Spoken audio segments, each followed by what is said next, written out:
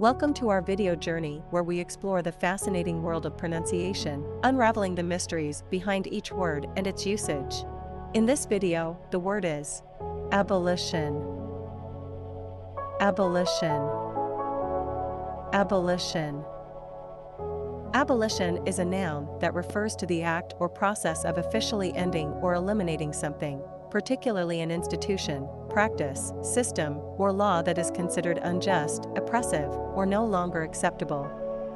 It involves the complete eradication or discontinuation of the entity or concept in question.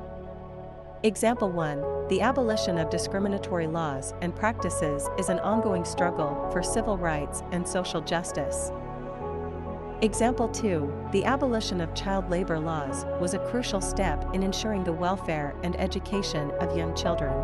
Stay tuned for more linguistic wonders and join us in unlocking the magic of language. Thanks for watching, and until next time, keep speaking, writing, and embracing the beauty of words.